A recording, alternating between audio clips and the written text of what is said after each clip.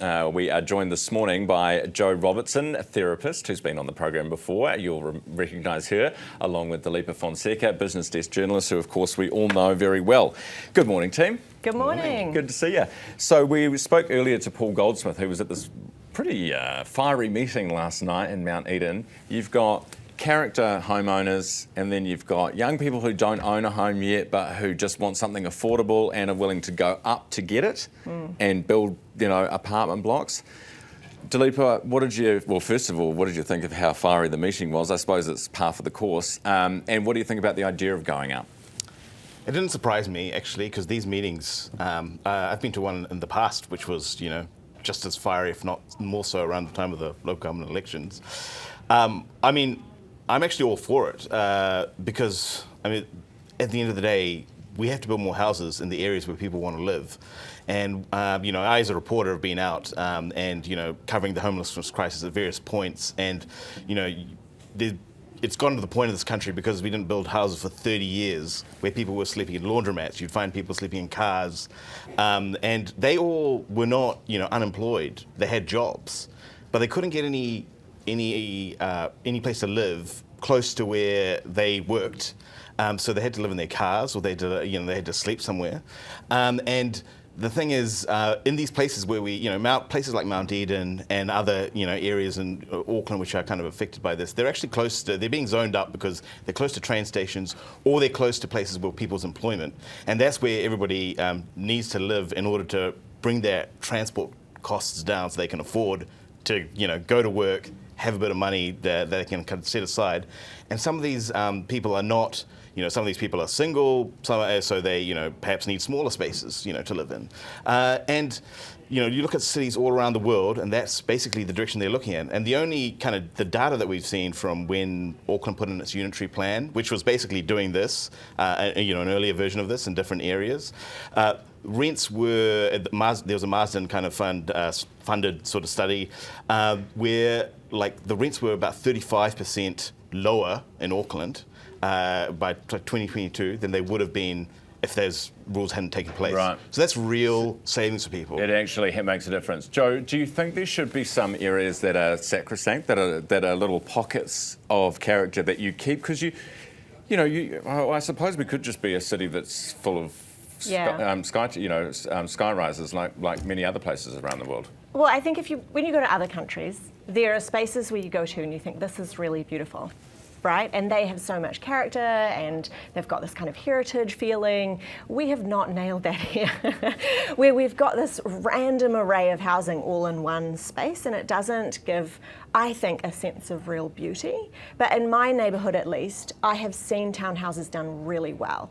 So not this necessarily the super sky high thing, but I've seen dwellings that have been really closely put together, but they look really architecturally designed. They're quite appealing, and you don't mind that they're next to the kind of quaint cottage-looking house. So I think there's a way to do this that maybe is a bit of a compromise for those families. Like, don't make them ugly.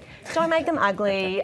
But then also, why are we all obsessed with living in the city? Like, why can't we look at other places further out of Auckland and really build those up so that we can accommodate? Well, this is the argument, right? You had one of the students there last night at this meeting saying, I work in the city, I don't want to live in Drury, and that's the only place that I can afford to live. Yeah. And you can only go out, you can only spread the concrete so far, right? Yeah. Before you hit the productive, food growing land that we worry about. So, and it's, if you're concerned about, I imagine there's a fair few people in the meeting who are ratepayers. The big cost in ratepayers is actually this expansion out, because the servicing of infrastructure out to these greenfield sites is actually very expensive. And the developer doesn't normally carry all of the cost, actually. I know that there's sort of changes happening around that.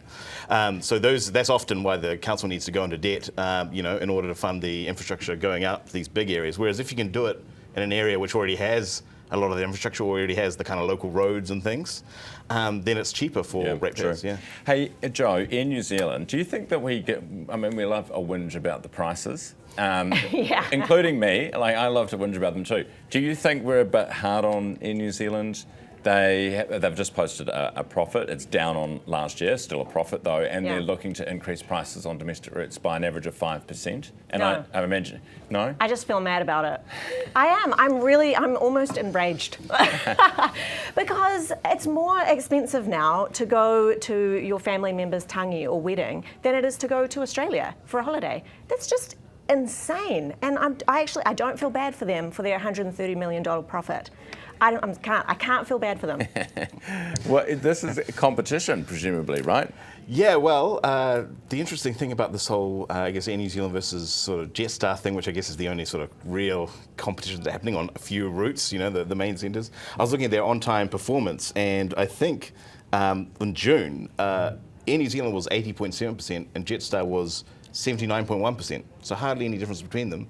And actually, in terms of cancellations, Air New Zealand had a 2.5% cancellation rate and Jetstar had a 0.9% cancellation rate. So a lot of people will be going for the Air New Zealand option because they'll be thinking this is the far better, far superior. We've bought into the branding, everything like that option. But actually, I think as well as the kind of profitability and things, Air New Zealand should also be concerned about the service, its on-time performance, its service that it's delivering its customers. Because you might be paying a premium, but are you actually getting better service? Yeah. Yes, because you get cheese and crackers, and you get a cup of tea. Yeah. But Air Chatham's gives you Tim Tams. Hey, that sounds like an upgrade to me. That's exceptional. Air Chatham's is great, eh? Yeah. I've flown them a couple of times. Hey, spring here next week. Do either of you get hay fever? Joe, do you get hay fever? Oh, you do? 12 months a year, like all year round. Really? Yes. Every day I take medication for this. Oh, really? Yeah. 12 months sounds like a long time to get hay fever. It is for year upon year upon year. What do you? So the medication takes care of it?